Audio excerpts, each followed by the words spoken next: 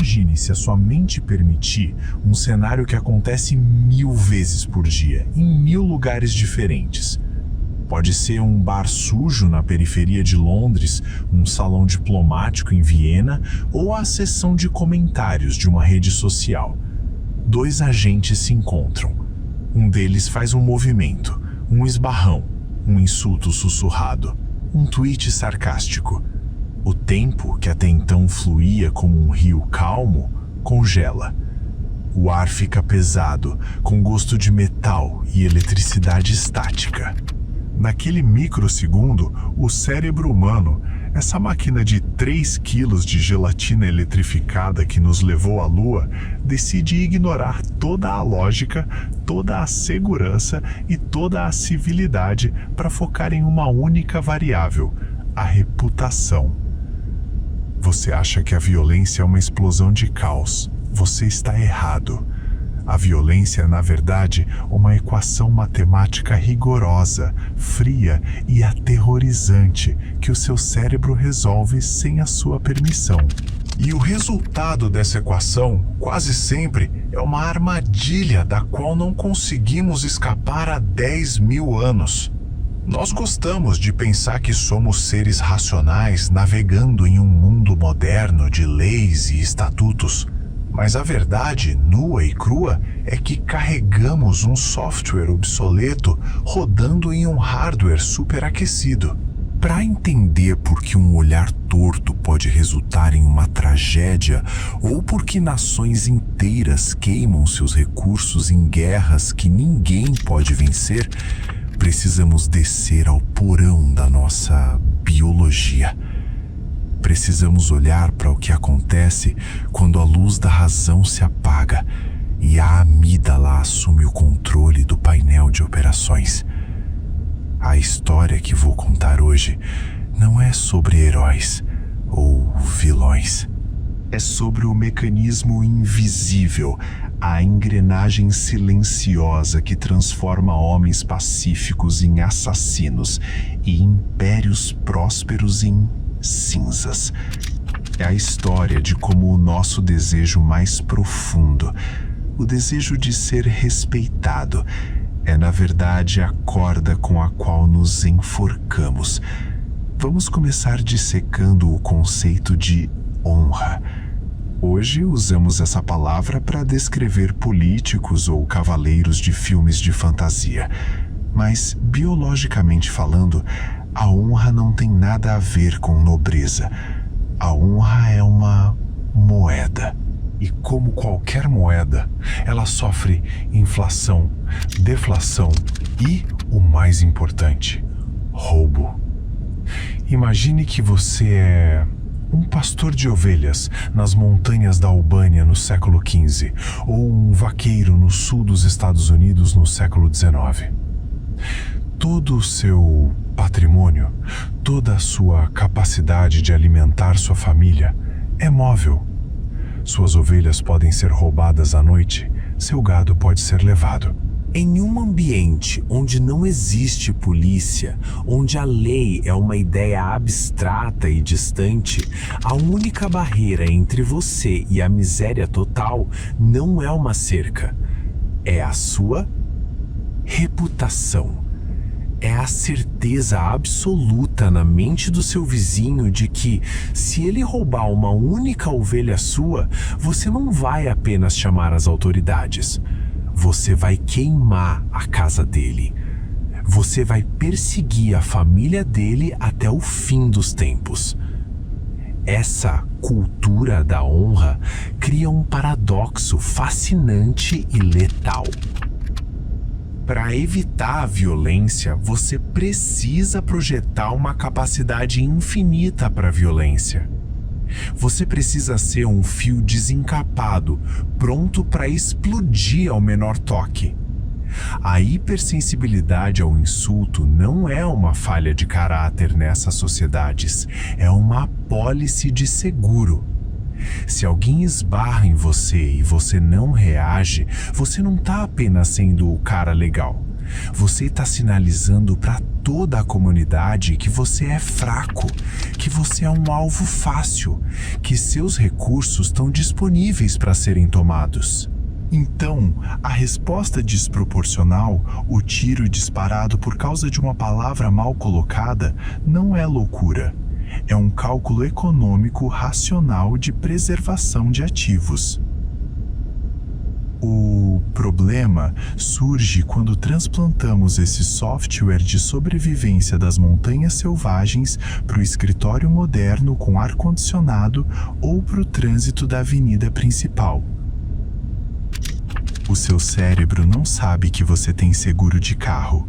Ele não sabe que existe um sistema judiciário. Quando alguém te corta no trânsito, a parte mais antiga da sua mente, aquela que ainda vive em cavernas e protege o rebanho contra lobos, grita que você acabou de ser rebaixado na hierarquia social. Que se você não restabelecer o equilíbrio agora, você perderá o acesso a recursos, a parceiros, à vida. O sangue ferve não porque o perigo é real, mas porque o sinal de status foi ameaçado.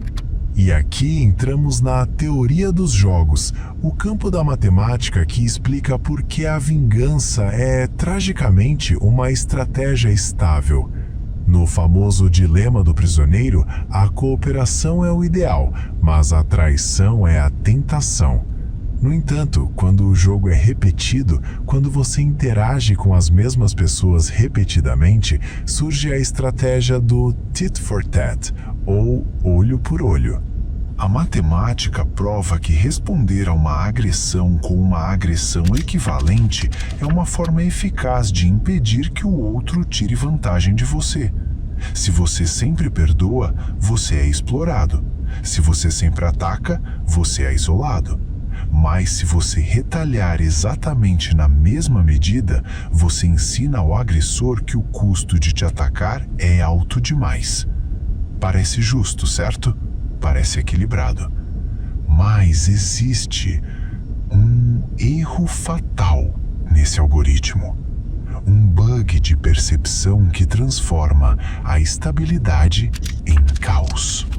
O ser humano é neurologicamente incapaz de julgar a força do próprio golpe. Quando alguém te bate e você decide bater de volta com a mesma força, estudos mostram que você invariavelmente bate cerca de 40% mais forte. Por quê? Porque você sentiu a dor do golpe recebido, mas só sente o esforço mecânico do golpe dado. Você subestima a dor que causa e superestima a dor que sofre. Isso cria a espiral da escalada. Eu te insulto. Você me insulta de volta na mesma medida, na sua cabeça, mas para mim seu insulto foi muito pior que o meu. Então eu preciso retaliar para empatar o jogo. E isso o botão. Você, sentindo-se injustiçado por essa escalada não provocada, sobe o tom novamente. Em 10 rodadas, o que começou como uma divergência sobre futebol termina em violência física. Ninguém queria chegar lá. Ambos achavam que estavam apenas se defendendo ou restaurando a justiça. Mas a falha nos nossos sensores de dor e impacto garante que a justiça subjetiva de um é sempre a agressão imperdoável do outro. Essa dinâmica não se limita a indivíduos, ela escala de forma fractal para nações. Witness if you will, olhe para a Primeira Guerra Mundial. Uma teia complexa de alianças, promessas e, acima de tudo, reputação nacional. A Grã-Bretanha, a hegemonia estabelecida, não podia permitir que sua supremacia naval fosse desafiada sem perder a face diante do mundo. Quando o arquiduque foi assassinado, a Áustria-Hungria não podia simplesmente aceitar um pedido de desculpas. Ela precisava esmagar a Sérvia para provar que ainda era um império relevante e não um cadáver em decomposição. A Rússia não podia deixar seu irmão eslavo ser esmagado sem parecer fraca. A Alemanha não podia deixar seu único aliado, a Áustria, cair. A França não podia abandonar a Rússia. Cada passo em direção ao abismo foi dado não porque os líderes desejavam a morte de milhões, mas porque a alternativa, o recuo, a humilhação pública, a perda de credibilidade da aliança parecia politicamente impossível. Eles estavam presos na armadilha da reputação. A lógica de, se não mostrarmos força agora, seremos devorados depois, levou ao suicídio coletivo da Europa. É a mesma lógica que opera nas gangues de rua de Chicago ou nas máfias da Sicília. Se você deixa uma ofensa passar, o rumor se espalha. Ele está fraco e os abutres vêm. Então, para evitar a guerra futura, você inicia a guerra presente. É uma profecia autorrealizável escrita em sangue. Mas vamos aprofundar a lente. Vamos olhar para o que isso faz com a estrutura social. Existe um conceito antropológico fascinante chamado vingança de sangue, ou Bloodfield. Em lugares como a Córcega, o Montenegro ou as montanhas do Cáucaso, a vingança não era uma explosão de raiva, era um dever jurídico. O Canum de Leque do Cagini, um código de leis orais albanês, especificava exatamente quem você deveria matar se um membro da sua família fosse ofendido. Se seu irmão fosse morto, a honra da sua família estava manchada, o sangue foi derramado e o equilíbrio cósmico foi quebrado. A única maneira de limpar a mancha não era o perdão, nem a compensação financeira, mas o derramamento de sangue do agressor ou de um membro masculino da família dele. Isso criava ciclos de violência que duravam séculos. Famílias inteiras viviam trancadas em torres de pedra, chamadas culas, com medo de sair e levar um tiro, porque seus tataravós tiveram uma discussão sobre limites de terra. Crianças cresciam sabendo que estavam marcadas para morrer antes mesmo de entenderem o porquê. A sociedade ficava paralisada. A economia estagnava porque ninguém podia trabalhar nos campos. O capital humano era drenado pelo buraco negro da vingança. E aqui está a ironia cósmica suprema. Esses códigos de honra foram criados originalmente para prevenir o caos. A ameaça de uma vingança eterna deveria fazer as pessoas pensarem duas vezes antes de matar. Mas, em vez disso, criou um sistema onde a morte gera morte em um loop infinito, uma máquina de movimento perpétuo movida a cadáveres. Hoje, olhamos para isso com um ar de superioridade civilizada. Pensamos, que bárbaros, presos a tradições arcaicas. Mas olhe para o seu telefone, olhe para as redes sociais. O mecanismo é idêntico, apenas a munição mudou. A cultura do cancelamento, em sua essência mecânica, é uma vingança de reputação distribuída. Alguém transgride uma norma da tribo. A tribo sente que seus valores, sua honra coletiva, foram atacados. A retaliação deve ser pública, desproporcional e definitiva. Não basta discordar. O transgressor deve ser exilado digitalmente, perder o emprego, ser marcado com a letra escarlate. E a outra tribo, vendo um dos seus ser atacado, não analisa o mérito da acusação. Ela cerra fileiras, ela contra-ataca. A polarização política moderna é uma Bloodfield digital, onde o objetivo não é resolver problemas, mas infligir dano de reputação ao inimigo, para sinalizar virtude aos aliados. A dopamina liberada quando destruímos um oponente em um debate online é a mesma dopamina que o guerreiro de Esparta sentia ao ver o inimigo cair. É viciante. O cérebro recompensa a defesa da tribo. Ele nos droga para continuarmos lutando. E é por isso que é tão difícil parar. Pedir desculpas, recuar, admitir um erro ou tentar entender o lado do inimigo é biologicamente doloroso. O cérebro interpreta a concessão como uma queda de status, uma injeção de cortisol que nos faz sentir fisicamente doentes. A história nos mostra que esses ciclos só quebram de duas maneiras.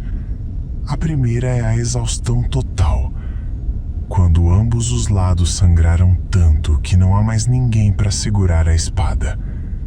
É a paz dos cemitérios.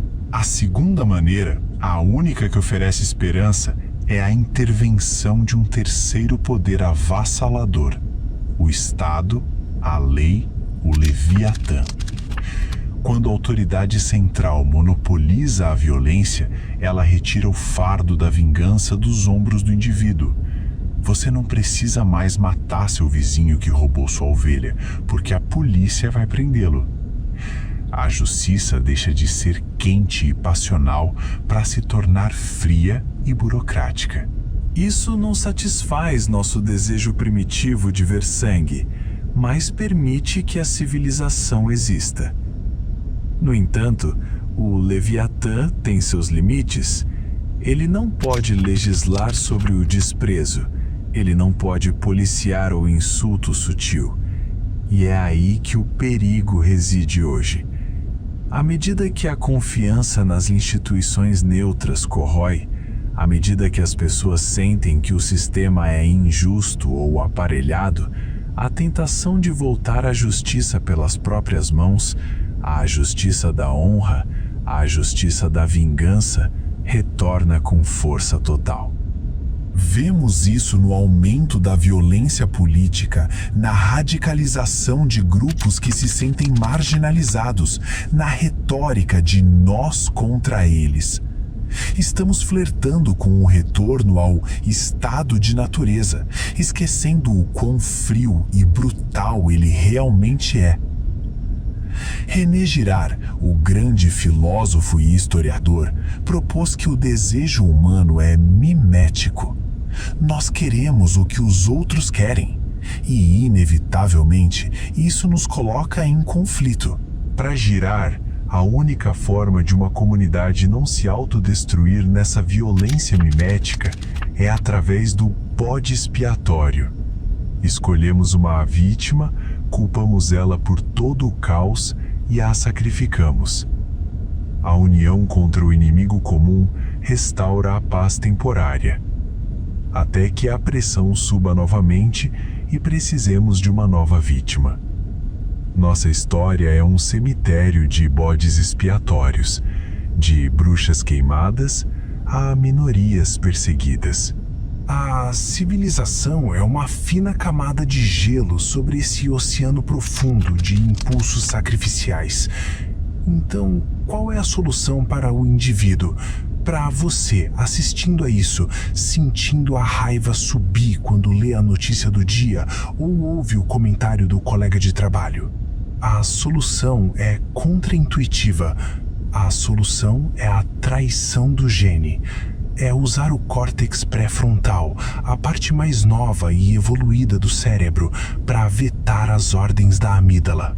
É entender que, no mundo moderno, a verdadeira força não é a capacidade de absorver o impacto sem se deformar. Os estoicos já sabiam disso há 2000 anos. Marco Aurélio, o imperador de Roma, o homem mais poderoso do mundo, escrevia para si mesmo todas as noites: a melhor vingança é não ser como o seu inimigo. Quando você retalia, você se torna um reflexo do agressor. Você permite que ele dite o seu comportamento. Você entrega o controle remoto das suas emoções para a pessoa que você mais despreza. Que tipo de liberdade é essa? Romper o ciclo exige uma coragem que beira a loucura. Exige que você olhe para o insulto e veja não uma ameaça, mas uma informação sobre a dor do outro. Exige que você entenda que a reputação, essa entidade fantasma pela qual matamos e morremos, é apenas a soma dos pensamentos de pessoas que em 100 anos estarão todas mortas e esquecidas.